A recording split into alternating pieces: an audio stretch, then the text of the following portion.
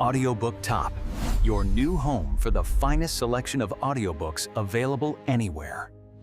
Welcome. For many, the name Little Women conjures images of bonnets and childhood innocence, a quaint tale perhaps best left on the dusty shelves of juvenile fiction. A sweet story, certainly, but hardly one to grapple with the complexities of modern life, right? Well, prepare to reconsider. Because beneath that beloved, familiar title lies a revolutionary heart, beating with an urgency that resonates deeply, even now, over a century and a half after its ink first dried. "I want to do something splendid," declared Jo March with characteristic fire. "Something heroic or wonderful that won't be forgotten after I'm dead." Now, consider this: what if a 150-year-old story, penned by a woman who herself defied convention, held the very keys to navigating ambition, love, and family in our hyper-connected, often overwhelming modern world? What if the struggles and triumphs of the March sisters offered not just charming historical vignettes, but profound guidance for the challenges we face today, right here, right now? We often dismiss Little Women as merely a children's classic, a nostalgic comfort read. But that perception, while understandable, misses the true power and enduring genius of Louisa May Alcott's masterpiece. This is not just a story about four girls. It is a profound exploration of womanhood itself, in all its myriad forms. Meet Meg, the gentle heart, yearning for domestic bliss and simple joys, yet grappling with societal expectations and financial realities. She is the woman who seeks comfort and stability, but must learn the true meaning of contentment. Then there's Jo, the fiery, independent spirit, battling against the confines of her era, dreaming of a writer's life and fiercely protective of her freedom. She is the archetype of the ambitious artist, the rebel seeking to forge her own path in a world designed for others. And Beth, the quiet, compassionate soul, whose selflessness reminds us of the profound strength found in gentleness and devotion. Finally, Amy, the artistic and aspiring socialite, learning to balance beauty, aspiration, and the complexities of finding her place in the world without compromising her values. These aren't just characters in a book. They are archetypes of women we encounter every single day, indeed, archetypes of the very women we often find within ourselves. The traditionalist, the revolutionary, the empath, the aspiring artist, their dilemmas are our dilemmas. Their joys and sorrows are echoes of our own. So, cast aside any preconceived notions. In the chapters ahead, we will embark on a journey not merely through the pages of a beloved novel, but deep into its timeless wisdom. We will uncover how Little Women speaks directly to the modern soul, offering insights into personal ambition, the complexities of relationships, the enduring power of family, and the courage it takes to define one's own splendid life. Prepare to discover why this is far, far more than just a children's story.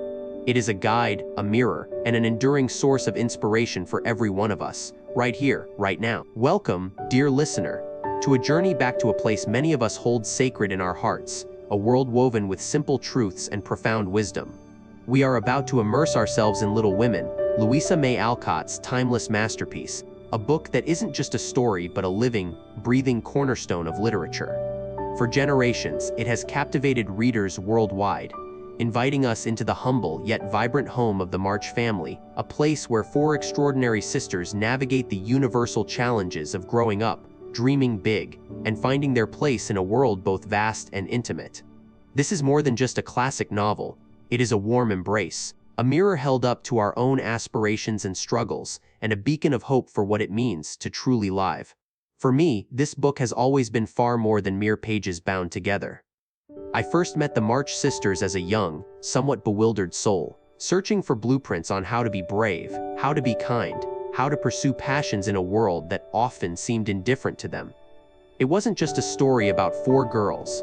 It was a manual for navigating the complexities of growing up, of facing disappointment, of finding joy in the small things, and most profoundly, of forging one's own identity. Their triumphs felt like my own, their heartbreaks resonated deeply, and their unwavering love for one another taught me lessons about family and resilience that no schoolbook ever could. Little Women didn't just entertain me, it shaped my perspective, offering a gentle yet firm hand that guided me towards understanding the quiet strength in vulnerability, the power of persistent kindness, and the enduring value of a life lived with integrity. It showed me that even in ordinary lives, there is extraordinary purpose to be found. And that, in essence, is what we will explore together in this unique audio journey. This isn't just a simple retelling of the novel, it's an invitation to lean in closer, to examine the rich tapestry of their lives with fresh eyes. This format is part immersive storytelling, where I will bring the beloved narrative to life, allowing you to walk alongside Meg, Jo, Beth, and Amy as they experience life's poignant moments. But it's also part thoughtful analysis, where we will pause, reflect, and delve into the human lessons nestled within Alcott's lyrical prose. We won't just follow the plot, we'll unravel the intricate emotional threads, decode the societal nuances, and excavate the timeless wisdom that continues to make Little Women so profoundly relevant today. More than just listening, you'll be invited to step into their world, to feel their joys and sorrows, and then to step back out with me, to reflect on the deeper currents of understanding that flow beneath the narrative. Our goal as we embark on this shared adventure is not merely to revisit a cherished tale, but to explore something far grander: how to build a life of true purpose and meaning in our own contemporary existence. In an age where purpose often feels elusive, what timeless insights can these 19th century heroines offer us? How do their struggles, their choices, and their eventual paths illuminate our own quest for a fulfilling life? The March sisters, with all their flaws, their dreams, their heartaches, and their unwavering spirit, will be our guides, our confidantes, as we together explore the timeless questions of what it truly means to build a life of integrity, contribution, and genuine fulfillment. So, let us begin our journey with the March sisters and discover the enduring power of little women living big lives. Chapter 1. Playing Pilgrims, Finding Joy in Scarcity. Our journey into the world of the March family begins, not with lavish celebration, but with the crisp, humble reality of a New England Christmas morning. Four sisters, Meg, Jo, Beth, and Amy, huddled, longing for comforts their straitened circumstances could not afford. No glittering gifts greeted them, only simple fare on the breakfast table, a stark reminder of their hardship. Yet, this very scarcity became the crucible for their extraordinary spirit. Into this quiet scene stepped Marmee, their beloved mother. Her gentle voice proposed an idea to share their meager breakfast with the poorer Hummel family. A momentary flicker of childish protest quickly gave way to a surge of compassionate enthusiasm. In that instant, the act of giving transformed their scarcity into abundance, their disappointment into profound joy, setting the stage for the unique philosophy that would define their home. As evening fell, Marmee introduced the Pilgrim's Progress game, a profound metaphorical framework drawn from Bunyan's allegory. Far more than a simple diversion, it shaped their moral landscape. Each sister, she explained, carried a burden, a personal failing to overcome: Jo's temper, Meg's vanity, Beth's shyness, Amy's selfishness. Daily tasks, sacrifices, and kindness became their pilgrim's journeys, their individual paths through life's challenges. The ultimate goal: an everlasting city of inner virtue and peace. This game taught them that life, with all its trials, was not merely to be endured, but an active, purposeful quest for self-improvement. It transformed ordinary struggles into meaningful steps on a sacred journey. Marmee, with her quiet strength, was the architect of this beautiful philosophy. She didn't preach, she lived.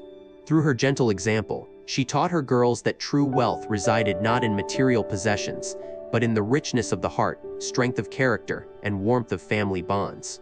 Poverty, in her hands, was not a curse, but a teacher, an opportunity to cultivate gratitude for simple blessings, foster empathy, and discover boundless treasures of kindness and love. She deftly steered their focus away from what they lacked, towards the boundless abundance of affection, creativity, and purpose filling their humble home. This profound wisdom nurtured a spirit of generosity and contentment, showing them that even in scarcity, life could be imbued with profound meaning and joy. Centuries later, the March family's ethos resonates powerfully with modern concepts of minimalism and intentional living. Their story reminds us that true fulfillment comes not from accumulating possessions, but from cultivating rich experiences, deep human connection, and meaningful service. What was a forced reality for the Marches living simply, prioritizing relationships, finding joy in small acts of kindness, is now a conscious choice for many seeking a more mindful existence. Their scarcity was not a void, it was fertile ground for cultivating an inner life overflowing with character, compassion, and purpose. The joy found in giving away their breakfast, in playing pilgrims, in supporting one another, serves as an enduring testament. It's a timeless lesson: happiness is not found in what you gather, but in what you give, and in the love you share. Chapter 2. Castles in the air, the architecture of ambition in the quiet hum of the March household, amidst the everyday tasks and simple joys, resided an unspoken truth, a vibrant undercurrent of aspiration that defined each sister as uniquely as her laughter or her gait. For in the heart of every young woman, no matter her station, there bloom castles in the air, dreams, fragile yet fervent, that shape not only her future, but reveal the very architecture of her soul's ambition. These were not mere childish fancies, but the deep-seated yearnings that, in their tender age, already mapped the paths they hoped to tread. Consider Meg, the eldest, with her soft brown hair and gentle demeanor. Her dream was a tapestry woven with threads of domestic bliss and graceful elegance. She yearned for a beautiful home, not grand or ostentatious, but one filled with warmth, order, and the quiet joy of family. Her ambition wasn't for conquest or renown, but for the profound satisfaction of nurturing a loving household, raising children, and being a cherished wife. Meg's heart truly longed for pretty things, a comfortable life, and the serene, comforting rhythm of a well-run home. Her ambition, though seemingly modest, spoke volumes of her deeply maternal and traditional spirit, finding its greatest fulfillment in the creation of a sanctuary, a haven of love and security. For Meg, the grandest stage was her own hearth. Then there was Jo, fiery and untamed, a whirlwind of energy and ideas. Her dreams soared far beyond the confines of womanhood as society then defined it. Jo hungered for fame, not for vanity's sake, but for the fierce independence that literary success could bring. She dreamt of holding a pen as mighty as any sword, crafting tales that would ripple through the world, earning her a living and a name that stood distinct and self-sufficient. Her ambition was a rebellion, a declaration against the restrictive roles laid out for girls, a burning desire to prove her intellectual prowess and artistic merit. Jo sought to conquer the world with her words, to carve out a destiny where her spirit was unbound, not merely a reflection of a husband or a home. Her castle in the air was a bustling study, filled with manuscripts and the scent of printer's ink, a monument to her creative freedom. Sweet, shy Beth, however, cherished a different vision, one cloistered from the world's clamor. Her dream was as delicate and melodious as the chords she coaxed from her beloved piano. Beth wished for nothing more than to remain within the comforting walls of her home, surrounded by her family, and lost in the tranquil embrace of her music. Her greatest ambition was to achieve a perfect peace, to live a life of quiet harmony and selfless service, finding profound joy in small acts of kindness and the pure expression of her musical soul. Beth sought no external validation, no grand stages or public accolades. Her castle was the quiet corner where her piano stood, a sanctuary of simple, unadulterated happiness. It revealed a soul utterly devoid of ego, whose truest fulfillment lay in inner contentment and the gentle gift of her presence. Finally, Amy, the youngest, with her artistic eye and refined sensibilities, painted her ambitions in vibrant hues. She aspired not merely to paint beautiful pictures, but to achieve artistic greatness, to be recognized and celebrated in the elegant salons of Europe. Beyond this creative zenith, Amy harbored a keen desire for social standing, for refinement, and for a life imbued with beauty and grace. She saw herself moving in circles where art and cultivation were revered, where her talents would be admired, and where she could embody the epitome of a cultivated lady. Amy's ambition was a fascinating blend of genuine artistic passion and a pragmatic understanding of the world's demands, intertwining the pursuit of beauty with the desire for a respected place within society. Her castle in the air was a grand studio, filled with canvases and the scent of oil paints, but also a salon where she hosted sophisticated guests, an artist and a lady of consequence. And so, in the quiet depths of their individual hearts, Meg, Jo, Beth, and Amy each constructed their unique castles in the air. These were not mere fantasies but profound reflections of their characters, shaping their choices and coloring their perceptions of what life could, and should, be. Their varied ambitions, from domestic bliss to literary fame, from serene contentment to artistic and social eminence, reveal not only the diverse tapestry of female aspiration in their time, but the timeless truth that every soul, regardless of circumstance, yearns to build a beautiful and meaningful life, brick by invisible brick, in the boundless architecture of their dreams. Chapter 3. The Price of Pride, a burnt manuscript, a frozen river. Our journey through the March family's lives brings us now to a chapter etched in the very fabric of their sisterly bonds, a tale of fierce pride, fiery temper, and the profound, terrifying brush with loss that taught a lesson far more valuable than any manuscript. This is Chapter 3, The Price of Pride, a burnt manuscript, a frozen river. The spark that ignited this conflagration was, as so often with childhood squabbles, deceptively small. Jo, ever the writer, had poured her very soul into a collection of fantastical tales, her firstlings, as she tenderly called them. These stories, her treasured literary children, were a source of immense pride, carefully tucked away, awaiting their perfect moment. But a small slight, an excluded invitation to a play, festered in Amy's young, impulsive heart. In a moment of childish pique, a shocking act of retribution occurred. Amy, her resentment boiling over, found Jo's precious manuscript and, with a swift, devastating cruelty, committed it to the flames. The pages curled, blackened, and vanished into ash, taking with them Jo's dreams, her hard work, and a piece of her very spirit. When Jo discovered the act, her world fractured. The initial shock gave way to a volcanic eruption of rage, a primal scream of betrayal. She seized Amy, threatening violence, her face contorted by a fury so intense it terrified them both. This was Jo's rawest, most dangerous self laid bare, her temper, her fatal flaw, a wildfire she constantly battled but rarely conquered. In this moment, it consumed her. She declared she would never forgive Amy, a vow spoken in the white-hot heat of anger, a sentiment that lingered like a poisonous fume between them.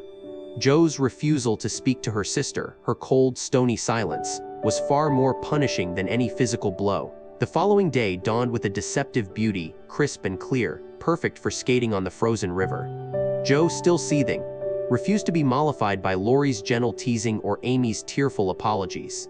When Amy, desperate for reconciliation, asked to join them, Jo's anger held firm. "Go on alone, I don't care," she muttered, her words laced with a venomous indifference. She knew the ice was thin in places, a dangerous truth she barely acknowledged, certainly not with the grave warning Amy deserved. Then, in a heart-stopping instant, the carefree laughter dissolved into a scream. The brittle crack of ice tore through the winter air. Amy, venturing onto a treacherous patch, plunged into the frigid depths. The world seemed to stop. Jo, watching in horror, felt an icy grip far colder than the river itself seize her heart. In that terrifying moment, as Amy struggled, her small hands grasping at the breaking edges, Jo saw not her annoying little sister, but a life slipping away, a life she had, moments before, wished to ignore. The full, crushing weight of her anger, its potential consequence, crashed down upon her. It was Laurie, swift and courageous, who saved Amy, pulling her from the icy grasp of death. Back in the warmth of home, Amy safe, shaken but alive, Jo's anger was utterly consumed by a wave of overwhelming guilt and profound gratitude. The burnt manuscript, once a source of inconsolable grief, now seemed utterly trivial, meaningless compared to the near loss of her sister. Marmee, with her quiet wisdom, understood the depth of Jo's struggle. She spoke of the terrible power of anger, of how quickly a careless word or a moment of resentment could lead to irreparable harm.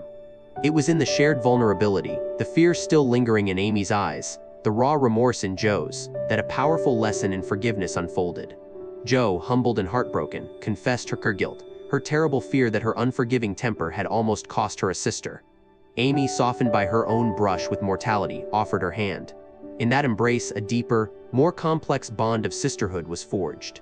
It was a bond born not just of shared blood, but of a shared terror, of the understanding that love, even in its most imperfect forms, must always triumph over pride and resentment.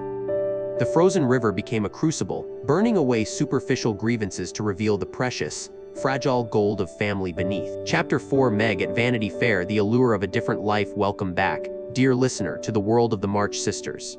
In this chapter, our gentle Meg, the eldest, ventures into a glittering, yet ultimately ensnaring, realm-high society. It's her own personal vanity fair, where appearances threaten to eclipse reality.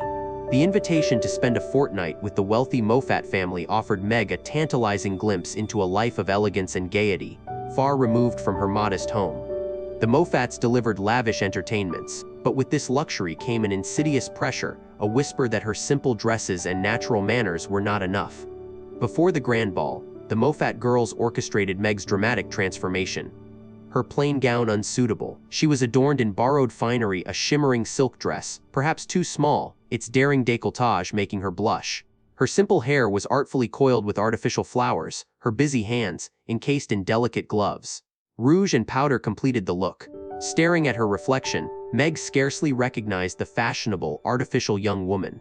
This was not Meg March, it was a glamorous imposter, ready to perform a role she barely understood, and perform she did. At the ball, Meg, swept up by compliments and intoxicating atmosphere, adopted airs and graces foreign to her nature.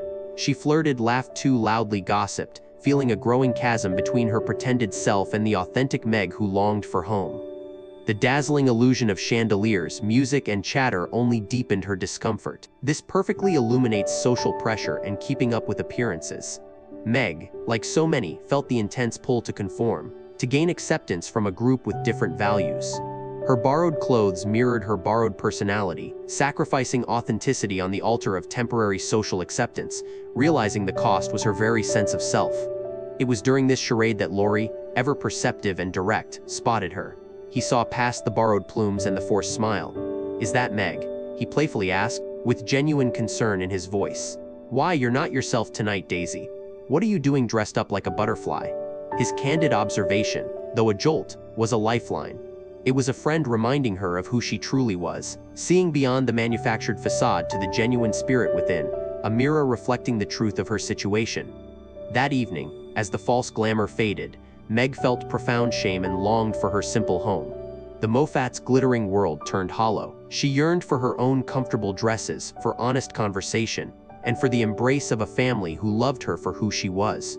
She understood then that true happiness lay not in superficial adornment or social validation, but in genuine connection and an authentic self. This tale, penned over a century ago, resonates with startling clarity today. Consider social media's pressures, where personal branding dictates online personas. How many curate idealized versions of themselves, much like Meg donning borrowed finery?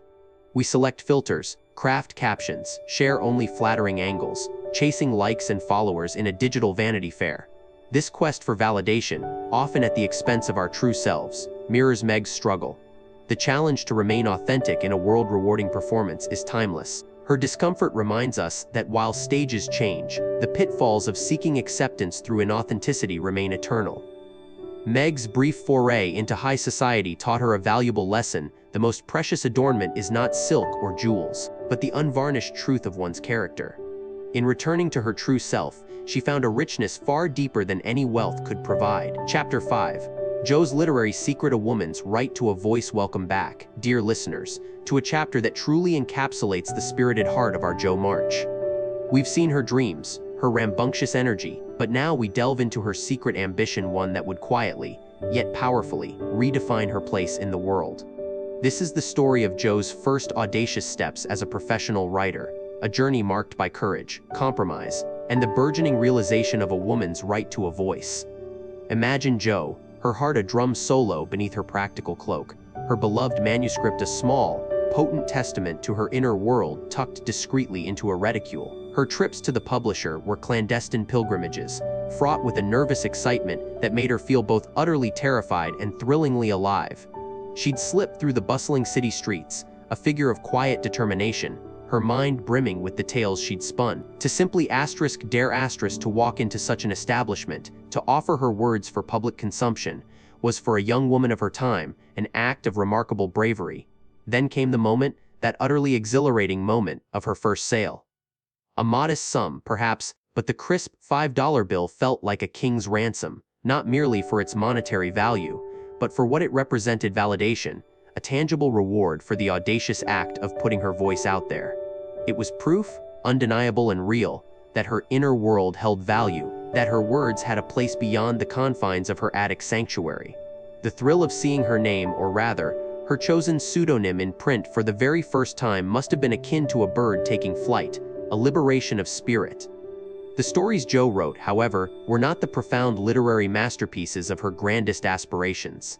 No, Jo found herself delving into the thrilling, often melodramatic, world of sensational stories, tales of romance, intrigue, and daring escapes that captivated the masses. There was a faint whisper of compromise, perhaps, a subtle discord between the lofty ideals of art and the practical demands of commerce. Yet, for Jo, the thrill of seeing her words in print, the undeniable proof of her nascent career, overshadowed any nascent artistic qualms. She understood, with a pragmatism born of necessity and ambition, that these stories were her entry point, her way of learning the craft, of earning her stripes, and, crucially, of earning a shilling. This was not just writing, it was business, and Jo was learning its rules. But beyond the monetary gain, beyond the thrill of publication, lay something far more profound: the importance of having a passion, of cultivating a world of one's own. Her pen became more than a tool. It was a magic wand, conjuring worlds where she was the undisputed sovereign. This private universe, forged from ink and imagination, became her sanctuary, her battleground, and her greatest joy. It was a space where she could be utterly herself, unrestrained by societal expectations, free to explore every facet of her intellect and emotion. This creative independence, this fierce devotion to her craft, became the bedrock of her identity, providing a sense of purpose and fulfillment that transcended the everyday. In an era when a woman's sphere was often limited to the domestic, Jo's quiet foray into professional writing was, in its way, a radical act, an early, powerful stroke of feminism. Each story sold, each coin earned, chipped away at the restrictive societal expectations that sought to define her. She wasn't just writing, she was asserting her intellectual agency, claiming financial independence, and proving that a woman's voice held the power to captivate, to entertain, and to earn. Jo March, with her ink-stained fingers and her rebellious spirit, was not merely telling stories. She was rewriting the narrative for what a woman could be and achieve, blazing a trail, however subtly, for the generations of women writers who would follow. Her literary secret was, in truth, a clarion call for freedom. Chapter 6. The telegram: a family forged in crisis. The familiar rhythm of the March household was a comforting song, Meg's needle tapestry, Beth's gentle hum, Amy's focused sketching, and Jo, lost in the thrilling pages of a book, her magnificent chestnut hair a warm cascade down her back. It was a picture of domestic harmony, one that made the sudden, sharp rapping at the front door so utterly discordant. A collective start, a suspended breath. Marmee, with her characteristic quiet grace, moved to answer. The figure on the porch, a telegraph boy, was an infrequent but always ominous visitor. His yellow envelope, stark against the morning light, felt heavy with unspoken dread. Marmee took it, her hand steady, but as her eyes scanned the brief, stark message, they deepened with a sudden, profound sorrow. "Oh, girls," she murmured, her voice barely a whisper, yet resonating with an uncharacteristic tremor that instantly silenced all activity. "Your father is very ill, in Washington." The words hung in the air, cold and heavy, shattering the morning's peace. Beth choked a sob. Amy's sketch fell. Meg's needle lay forgotten. Jo, usually the most tempestuous, felt a strange, chilling stillness descend upon her. Their world, their anchor, Mr. March, was distant, suffering. Perhaps even Marmee, though her own heart undoubtedly reeled, wasted no time on lament. Her strength, often quietly present, now rose to the forefront, a beacon in the sudden darkness. "I must go to him at once," she declared, her voice now firm, though laced with deep concern. "He needs me. We need money for the journey, and for the expenses that will surely follow." Her gaze swept over her daughters, conveying both the gravity of the situation and her unwavering belief in their collective ability to face it. The sudden shift in their beloved mother, from gentle guardian to decisive leader, was a testament to the steel beneath her velvet exterior. The girls, though heartbroken and afraid, mirrored her resolve. Tears flowed, yes, but beneath them stirred a fierce determination to help. They offered their treasured pennies, their small trinkets. Yet, it was painfully clear these meager offerings would not be enough.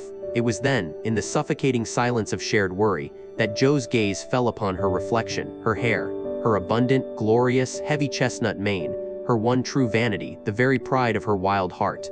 Her father, too, had often remarked upon its beauty. An idea, daring and immediate, sparked in her mind, then took root with searing clarity. A profound act of love, born of desperation and fierce devotion, began to take shape. The thought was terrifying, almost sacrilegious to her own sense of self, yet utterly compelling. Without a word, Jo slipped away, heart pounding with a mixture of fear and courageous resolve. She walked with a purpose she had rarely known, towards the barber's shop. The swift snip of the scissors, the feeling of the heavy coils falling away, one after another, was like a physical wrenching. A part of her, her one beauty, her beloved adornment, was gone. Yet, in its place, bloomed a strange and powerful sense of triumph. She felt lighter, not just physically, but spiritually, as if she had shed a burden and gained an invincible strength. When she returned home, a jaunty, almost defiant air about her, the family was still gathered. All eyes turned to her, and a collective gasp filled the room. Her sisters stared, their faces a mixture of shock and dawning comprehension. Her mother, too, looked at her shorn head, then into her eyes, and a look of deep understanding, immense pride, and profound gratitude passed between them. Jo simply pressed the hard-earned money into her mother's hand, a silent offering of love more eloquent than any words. It was enough. The next morning, Marmee departed, leaving a palpable void but also a renewed sense of purpose amongst the girls. The house, usually so full of laughter, now felt hushed, imbued with a quiet solemnity. Each sister understood that the foundation of their lives had been shaken, their comforts threatened. Yet, in the face of this external crisis, their true strength, the deep, abiding love that bound them, shone through with an unwavering brilliance. The trials ahead would be immense, but the telegram, cruel messenger that it was, had revealed an undeniable truth: the March family, forged not just in shared joys but in unwavering sacrifice, possessed a spirit unbreakable, a love that would endure, tested and proven in the crucible of their father's illness. They were, in the truest sense, a family forged in crisis. Chapter 7. Dark days. Beth's battle with sickness. The warmth of the holidays faded as a chill, more profound than winter's bite, settled upon the March household. Beth, the gentle heart of the home, grew quietly ill. A feverish flush, a persistent cough, symptoms disturbingly familiar after the Hummel's recent tragedy. With Marmee far away, tending to her own ailing mother, the doctor's grave words "scarlet fever" ignited a silent terror. The very air seemed to thicken with dread, a grim premonition of fragility. In this crucible of fear, Jo, the boisterous and headstrong, found herself thrust into the role of primary caregiver. Clumsy at first, her hands accustomed to pens and wild gestures, she slowly, painfully transformed. She learned the soft touch, the patient vigil, the silent language of suffering. All her impetuous energy now channeled into nursing Beth, her love a fierce, unwavering flame against the encroaching darkness. It was a baptism by fire, shaping her spirit into something profoundly selfless and tender. The house, usually vibrant, became a tomb of hushed whispers and tiptoed footsteps. Days blurred into nights, each moment an agonizing wait, a desperate prayer. The ticking clock, a relentless counter of Beth's shallow breaths. Every cough, every sigh, sent a fresh jolt of fear through the family, confronting them with life's stark precariousness. Yet, even in this isolation of illness, threads of community held them. Mr. Lawrence, the formidable old gentleman next door, extended a quiet, powerful hand. Remembering his own lost child, he offered not words, but tangible comfort, delicacies for the invalid, discreet inquiries, a steady, anchoring presence that reminded them they were not utterly alone. His gruff exterior melted, revealing a deep empathy born of shared grief, and Beth, though frail and fading, held a quiet, unyielding strength. Her patience was ethereal, her uncomplaining spirit a soft glow amidst her pain. Even in delirium, a whispered word of gratitude, a gentle squeeze of Jo's hand, spoke volumes of her pure heart. She bore her suffering with a dignity that humbled them all, a testament to the quiet power of gentle souls facing an immense battle. The crisis point arrived, a terrifying precipice where life and death hung in the balance. The doctor's grave face, the family's desperate vigil, the cold tendrils of despair tightening around Jo's heart. They faced the raw, undeniable specter of mortality. But then, by some miracle, the tide began to turn. Imperceptibly at first, a slight cooling of the fever, a breath drawn a little deeper, a slow, arduous path back from the brink. The darkness receded, replaced by an overwhelming, almost breathless relief. These dark days etched themselves deeply into the March family. Jo emerged forever changed, her character refined, her love for Beth deepened beyond measure. Having walked so close to the edge of loss, they now held Beth, and each other, with a profound tenderness, a renewed appreciation for the fragile, precious gift of life. The battle had been won, but the lessons of fragility, selfless caregiving, and the quiet strength of love against mortality would resonate within their hearts for all their days. Chapter 8. The first wedding, a new chapter for Meg, the March household, usually a symphony of 4 distinct personalities, held a different kind of hum this particular spring morning. A gentle, expectant thrum, woven with threads of excitement, nostalgia, and a profound sense of change. This was the day, long anticipated and perhaps playfully dreaded by some, Meg's wedding day. The grand affair Meg had once, in her youthful daydreams, conjured for herself with shimmering silks, a train of bridesmaids, and a lavish feast had gracefully yielded to something far more intimate and real. Her dress was simple, white lawn, lovingly sewn by her own hands and those of her sisters, adorned with modest sprays of violets and snowdrops from their garden. There was no grand church, no multitude of guests, just the warm, familiar parlor, fragrant with early blossoms, where family and a few dear friends gathered, their hearts full. As Meg walked down the makeshift aisle, her arm linked with her father's, a quiet radiance settled upon her. Her eyes, usually quick to reflect girlish anxieties, now held a deep, settled peace. She met John Brooke's gaze, and in that exchange, all her former castles in the air, those shimmering visions of wealth and social standing, dissolved like morning mist. She had once imagined herself a lady of leisure, adored for her elegance and surrounded by opulence.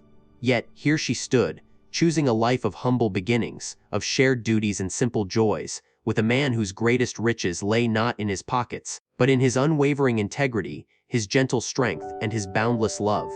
It was a profound testament to her heart's quiet education, proving that character, kindness, and devotion were the true currency of partnership. The ceremony itself was brief, sincere, and deeply moving. John's vows were spoken with quiet conviction, his eyes never leaving Meg's. Hers, though softer, carried an equally profound promise. As they were pronounced husband and wife, a ripple of bittersweet emotion ran through the little gathering. Marmee watched her eldest, tears shimmering in her eyes, a complex blend of motherly pride and the tender ache of seeing her first bird take flight. Mr. March, ever the stoic observer, offered a loving squeeze to his daughter's hand, his heart undoubtedly reflecting on his own enduring partnership. For Jo, the moment was particularly poignant. Her bright, restless spirit, so intertwined with Meg's through years of shared secrets and dreams, felt a sharp pang of both joy and loss. She smiled bravely, a tear tracing her cheek, a silent acknowledgement that the quartet, the unbreakable sisterhood, was irrevocably changed. Her dearest companion was embarking on a journey where Jo could only be a loving observer. Beth, gentle and ever sensitive, wept softly, her heart aching for the shift in their beloved home, even as it rejoiced for Meg's happiness. Amy, practical and observant, absorbed the scene with a thoughtful gaze, perhaps glimpsing the future trajectory of her own life, recognizing the profound significance of this initial separation. Meg's wedding was not merely the joining of two souls, it marked the first major change in the enduring tapestry of the March family. It was a tender farewell to girlhood dreams, and a brave embrace of a new, chosen reality. It was a powerful lesson in letting go, for the family and for Meg herself, who, in choosing John Brooke and simple, heartfelt love, demonstrated that true wealth lies in the richness of the heart and the steadfastness of devoted partnership. As she stepped forward into her new chapter with John, she carried not the burden of expectation, but the light of genuine affection, ready to build her home, brick by loving brick, on the solid foundation of character and devotion. Chapter 9. Jo in New York, the pursuit of independence. The roar of New York City was a symphony Jo March had long yearned to hear, a vibrant counterpoint to the quiet comforts of home. With her small trunk and even smaller purse, but with a spirit brimming with audacious hope, she plunged into the metropolis, seeking not just employment, but the thrilling, untamed freedom of a young woman charting her own course. Her grand adventure, however, began not in grand ballrooms or bustling newsrooms, but within the lively, often chaotic, walls of Mrs. Kirk's boarding house. Here, Jo assumed the mantle of governess to Tina and Kitty, two spirited, mischievous children who quickly tested her patience and her resolve. Her days were a whirlwind of lessons, games, and the constant effort to maintain order in their boisterous world, a stark contrast to the familiar, comforting routines of Plumfield. The Kirk house itself was a microcosm of city life, bustling with an eclectic mix of tenants, artists, students, and various dreamers, each adding their own unique cadence to the vibrant daily rhythm. This newfound independence was a heady wine. The sheer anonymity of the city was intoxicating. No longer was she simply Jo March, one of the four sisters, but an individual, free to explore, observe, and dream without the watchful, loving eyes of her family. She reveled in the ability to walk the crowded streets, a small figure lost and found in the endless human tide, her mind buzzing with 1,000 stories waiting to be told. Yet, beneath the exhilarating hum of the city, a quiet ache often surfaced. The loneliness of being truly alone, without the familiar voices of Meg or Amy, without Marmee's gentle wisdom or Laurie's teasing companionship, was a weight she carried in her heart. The sheer scale of New York, while thrilling, could also feel isolating, a vast ocean where a single soul could easily feel adrift. It was amidst this rich tapestry of humanity that Jo first encountered Professor Friedrich Baer. A German scholar, older than Jo, with a kind, somewhat rumpled demeanor and keen, intelligent eyes that twinkled behind spectacles, he was a refreshing presence. He exuded an unpretentious intellect, a deep thoughtfulness coupled with a gentle, often clumsy warmth. He spoke with a charming accent, his words carrying an earnestness that Jo found both intriguing and disarming. Unlike the fashionable young men she'd known, Professor Bear offered a different kind of intellectual companionship, one rooted in genuine curiosity, thoughtful discourse, and a profound appreciation for simple truths. He was not a man of grand pronouncements, but of quiet wisdom, and his very presence began to subtly shift Jo's perspective. Even as she diligently tutored, Jo's pen continued its furious dance across paper, churning out tales of Gothic romance and improbable adventure. These thrilling stories, as she called them, were quickly snapped up by the sensational weeklies, bringing her the much-needed coin that fueled her independence. The money was gratifying, a tangible symbol of her self-reliance. But a gnawing dissatisfaction began to settle in. She knew these stories were not her best, that they were filled with melodrama and cheap thrills, lacking the truth and depth she yearned to imbue in her writing. She was selling her imagination, yes, but perhaps a piece of her soul along with it. The struggle was palpable: to write trash for money, to appease the public's appetite for the sensational, or to hold out for something more meaningful, something that truly spoke from her heart, even if it meant fewer coins in her pocket. Perhaps it was the professor's unassuming honesty, his gentle skepticism of anything less than genuine, that slowly began to prick at Jo's conscience regarding her own literary endeavors, urging her towards a path of greater integrity, a path she was not yet quite brave enough to fully tread. In New York, Jo was not merely a governess, she was a student of life, navigating the exhilarating highs and sobering lows of independence. She was discovering the myriad facets of her own strength, her own loneliness, and the true cost of artistic compromise, all under the gentle, inadvertent mentorship of a kindly, thoughtful German professor who would, in time, prove to be a profound new influence in her unfolding story. Chapter 10. An Intellectual Romance. Jo and the Professor. Welcome back, dear listeners, as we turn a new page in the life of our spirited Jo March. She sought independence in bustling New York, far removed from Concord's quiet comfort, and there, amidst the scholarly pursuit, found something utterly unexpected: a profound connection that would reshape her understanding of partnership. This, truly, is Chapter 10, An Intellectual Romance. Jo and the Professor, a story not of grand declarations, but of quiet revelation and the blossoming of intertwined minds. Jo's youthful escapades with Laurie, her kindred spirit and companion in mischief, were marked by a vibrant, almost tempestuous energy. Their bond was one of shared laughter, daring adventures, and a spontaneous, untamed affection, a whirlwind of youthful ardor that, while thrilling, ultimately proved too fervent, too emotionally demanding for Jo's fiercely independent heart. She cherished Laurie, yes, but marriage to him felt like an absorption, a loss of self. With Professor Bear, however, a different kind of warmth bloomed. Their dynamic was a comfortable, challenging dance of intellect.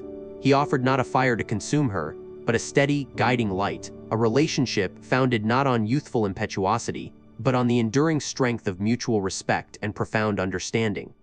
It was Professor Bear who saw beyond Jo's sensationalist scribblings, past the lurid tales of passion and crime, to the true, budding literary artist within. Where others might have simply applauded her commercial success, Bear gently, yet firmly challenged her. He didn't just praise, he critiqued, suggesting books that would broaden her mind, offering insights that sharpened her perspective. He saw the genuine, thoughtful writer she was meant to be, encouraging her to forsake superficial plots for stories rooted in truth, humanity, and her own rich experiences. His belief in her wasn't blind adoration, but an insightful recognition of her authentic voice, a voice he patiently helped her find and refine. He became her intellectual anchor, a mentor who believed in her talent more fiercely than she sometimes believed in herself. The beauty of their romance lay in its unconventional foundation, shared values, and an unshakable mutual respect. They conversed not of trivialities, but of literature, philosophy, life's meaning, and their hopes for the future. Their love was a partnership of minds first and foremost, a meeting of intellectual equals who found profound companionship in their shared quest for knowledge and understanding. He respected her fierce independence, and she admired his quiet wisdom and integrity. There was no pretense, no elaborate courtship gestures, only genuine appreciation for the other's character, intellect, and moral compass. They built their connection upon substance, finding joy in simple pleasures, in earnest discussions, and in the quiet certainty of knowing they had found a kindred spirit. This was not the passionate, storybook romance of melodrama, but something far more enduring, far more real. It was a love that blossomed from a deep, abiding respect, from challenging conversations, and from the quiet, unwavering encouragement that nurtured Joe's truest self. In Professor Bear, Joe found not just a husband, but a partner, a mentor, and a beloved friend, proving that the most profound and beautiful romances are often those built on the sturdy, joyful foundation of a partnership of minds and hearts aligned. Chapter 11. Laurie's proposal, the love that wasn't meant to be in the vibrant tapestry of spring, under the sweet whisper of blossoming lilacs, a pivotal moment unfolded between Joe March and Theodore Lawrence. It was a scene etched forever in the annals of literary romance, not for its joyous union, but for its passionate and painful unraveling. Laurie, ardent and hopeful, confronted Joe, heart-bared, ready to stake his future on her love. He had pursued her with boyish devotion for years, and now, a young man, he laid his heart at her feet, confessing his enduring love, pleading for her to be his wife. His words, earnest and tumbling, painted a vivid picture of a future he so desperately craved. "I've loved you ever since I knew you, Joe. I couldn't help it, and I've tried to show it, but you wouldn't let me. Now I'm going to make you hear, and give me an answer, for I can't stand this any longer." He spoke of their shared history, their laughter, their adventures, assuming these were the foundation for a life intertwined. But Joe, though deeply moved by his sincerity and sorrow, felt a profound internal resistance. Her reply, though gentle, carried the weight of a difficult truth. "I can't, Laurie. I'm fond of you, but I can't marry you." This wasn't a casual dismissal, but a recognition of an inescapable incompatibility. She saw him as her dearest friend, her brother even, a playmate for life, but not a husband. To try and force that bond into the shape of matrimony felt instinctively wrong, a betrayal of their true connection. Joe's reasons for saying no, though painful for Laurie to hear, were deeply rooted in her unwavering understanding of herself and their dynamic. Firstly, there was the undeniable clash of their temperaments. Laurie, though charming and generous, possessed a certain impulsivity, a need for external motivation and companionship that Joe, in her fierce independence, instinctively recoiled from. She foresaw a future where their strong personalities would clash, where his easy charm might rub against her stubborn resolve, or worse, where his dependence might stifle her own burgeoning ambitions. She valued her freedom above all else, and the thought of being tethered, even to someone she adored as a friend, felt like a cage. "I am not fit for you, and I know it," she confessed, "for I shouldn't make a good wife to a man like you." Her independence was not merely a preference, it was the very core of her being. Joe yearned to be a writer, to explore the world, to live a life unburdened by domestic constraints that she felt would invariably come with marriage. To marry Laurie, she feared, would mean sacrificing the very essence of Joe the wild, untamed spirit that refused to be tamed. She saw the potential for herself to become a conventional wife, and that vision filled her with dread. This pivotal scene underscores a crucial distinction, the profound difference between deep friendship and romantic compatibility. Joe and Laurie shared an extraordinary bond, a great love in the truest sense of enduring affection, shared history, and mutual support. Their friendship was vibrant, challenging, and unique. But Joe, with a wisdom beyond her years, understood that this profound connection, while invaluable, did not translate into the kind of partnership required for a successful marriage. Her love for him was akin to familial affection, a deep tenderness for a brother, but lacked the specific passion and complementary spirit she believed essential for a husband. She instinctively knew that forging a romantic bond where none existed could ultimately destroy the beautiful friendship they cherished. Her decision, though devastating to Laurie at the time, was an act of profound self-respect and a testament to her clear-sighted vision. It validates the powerful idea that not all great loves are meant to be romantic partnerships. Some connections are destined to remain in the realm of friendship, sisterhood, or brotherhood, enriching lives without the constraints or expectations of marriage. Joe's refusal was not a rejection of Laurie's worth, but an affirmation of her own truth and a recognition that some relationships are perfect in their current form, and attempting to transform them would diminish, rather than enhance, their inherent value.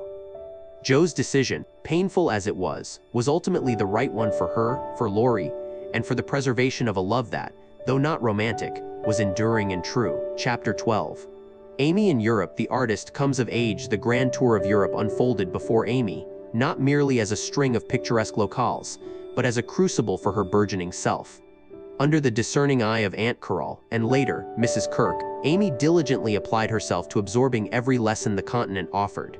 Paris, with its luminous ateliers and bustling salons, became her first true classroom, followed by the ancient majesty and artistic treasures of Rome. Here, amidst masterpieces and the echoes of history, she dedicated herself to her art with a fervor born not just of ambition, but of a genuine, if still forming, passion. Her sketchbook became an extension of her hand, capturing everything from the nuanced play of light on a crumbling fresco to the expressive faces in a bustling marketplace. She honed her strokes, studied the techniques of the masters, and learned the subtle yet profound difference between merely seeing and truly observing. But it was not only her artistic hand that grew more skilled, her social graces blossomed with equal refinement. The constant exposure to European society, the conversations in multiple languages, the meticulous attention to decorum and etiquette, all polished away the last vestiges of the self-centered, sometimes vain girl. She learned the art of gracious conversation, the delicate balance of wit and humility, and the quiet confidence that comes from genuine cultivation. Amy March, once prone to a dramatic flounce, now moved through drawing rooms and galleries with an elegant poise that spoke of quiet authority and refined taste. Yet, it was in the solitary hours before her easel that Amy truly confronted herself. She painted, she sketched, she struggled. And slowly, painstakingly, a profound realization dawned upon her: she was not, as she had once passionately believed, a genius. She possessed undeniable talent, a keen eye, a dedicated hand, and an unwavering love for beauty. But the divine spark, the effortless originality that defines true genius, eluded her. This truth, when it finally settled, brought with it a quiet sense of peace rather than despair. She gracefully accepted her place, understanding that to be a talented woman, capable of creating beauty and interpreting the world with skill, was a worthy and fulfilling path in itself.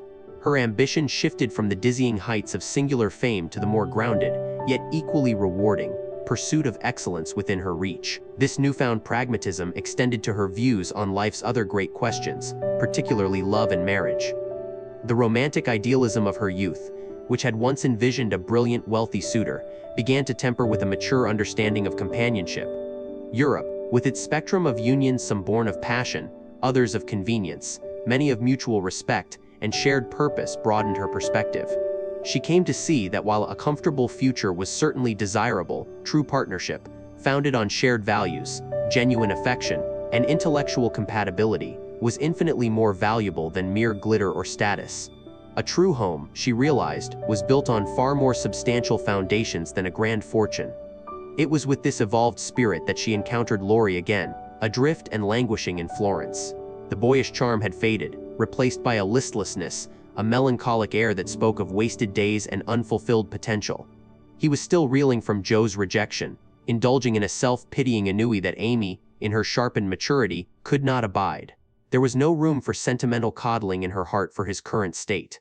"You are spoiling your life, Laurie, for a fancy," she stated, her voice firm, stripped of all girlish timidity. "You've been idle far too long. This self-pity is unbecoming, and it dishonors those who care for you, who believe in you." She challenged him with an honest clarity that no one else had dared to offer. "You have talent, opportunity, and a good heart. Don't waste it all on a futile regret. Don't disappoint me in you, Laurie. Be the man you ought to be, the man your grandfather expects, the man we expect." Her words, delivered with a directness that both stung and invigorated, were a revelation to him. They cut through the fog of his despair, a bracing splash of cold water. In that moment, Amy wasn't just a March sister or a childhood friend. She was a woman of substance, a beacon of resolute strength, urging him back from the precipice of self-indulgence. And in her unwavering gaze, Laurie began to see a path forward, a challenge to reclaim himself. Amy in Europe had indeed come of age, not only as an artist but as a woman, poised and powerful, ready to meet life's complexities with grace, wisdom, and an unwavering spirit. Chapter 13. The Valley of the Shadow, a final farewell to Beth. The gentle current of time, which had seemed to stand still in its tender care for Beth, now began to quicken its pace, carrying her steadily towards the inevitable. She knew, with a quiet certainty that belied her tender years, that her journey was nearing its tranquil close. There was no struggle, no desperate clinging to the fading light. Instead, Beth embraced her approaching end with a serenity that awed and humbled her family. Her days became a gentle drift, punctuated by soft smiles, the comfort of a beloved hand, and the murmuring of prayers. She had always been the quietest, the most unassuming of the sisters, and now, even in her decline, she embodied a profound peace, teaching them, without a single spoken sermon, the true meaning of acceptance. Her small room, filled with fading sunshine and the scent of spring flowers, became a sanctuary, not of despair, but of a quiet, profound grace. She arranged her few treasures, spoke soft words of comfort and instruction, and awaited her final sleep as one might await a long-desired rest. Beth's life, though outwardly simple and devoid of grand adventures, had woven itself into the very fabric of her family's existence with an indelible thread of love. Her impact wasn't measured in the bustling achievements of her sisters, but in the countless small acts of kindness, the unwavering empathy, and the quiet harmony she brought into their home. She was the steady hearth fire, the gentle melody, the softest touch in a world often too harsh. Jo remembered Beth's patient comfort, Meg her unwavering support, Amy her quiet guidance, and Marmee the profound solace of her daughter's pure heart. Laurie, too, felt the deep imprint of her sweet nature, a silent understanding that transcended words. In her gentle strength, in her unwavering capacity for love, Beth had subtly shaped them all, making them kinder, more compassionate, more attuned to the simple, enduring beauties of life. Her illness had stripped away everything but the essence of her being, revealing a soul of unparalleled purity, leaving behind a legacy not of accomplishments, but of profound, transformative love. The silence Beth left behind was not merely the absence of a voice, but a gaping void that echoed in every corner of their beloved home. Grief descended upon the March household like a palpable shroud, a heavy, aching presence that touched them all in different ways. Jo, initially consumed by a fierce, almost rebellious sorrow, found solace in writing, pouring her pain onto the page, grappling with the unfairness of it all. Meg, ever the practical heart, found comfort in cherishing her own little ones, recognizing the preciousness of every moment. Amy, at first bewildered, slowly came to understand the quiet power of Beth's life, maturing through her own sorrow. And Marmee, the strong matriarch, bore her grief with a quiet fortitude, her love for her remaining daughters a testament to life's enduring promise. Slowly, painstakingly, they began to navigate the unfamiliar landscape of loss, finding strength in their shared memories, in the whispered prayers, and in the unspoken understanding that bound them together. Moving forward wasn't about forgetting Beth, but about carrying her spirit within them, allowing her gentle wisdom to guide their path. For Beth had taught them, and indeed, teaches us still, that the true measure of a life is not found in its grand achievements, its wealth, or its worldly acclaim. Her legacy was not in monuments built or battles won, but in the countless quiet kindnesses, the unconditional love freely given, and the profound, gentle impact she had on every soul she touched. She demonstrated that a life lived simply, with an open heart and a generous spirit, holds a richness far beyond material wealth. Her quiet passage from this world left behind not a void of emptiness, but an enduring warmth, a radiant testament to the power of love. Beth's story reminds us that the greatest gifts we can offer are tenderness, empathy, and the unwavering presence of a loving heart. It is in these immeasurable treasures that a life finds its deepest value, echoing eternally in the hearts of those who remember, and in the gentle ripples of kindness that continue to spread long after the quiet soul has departed.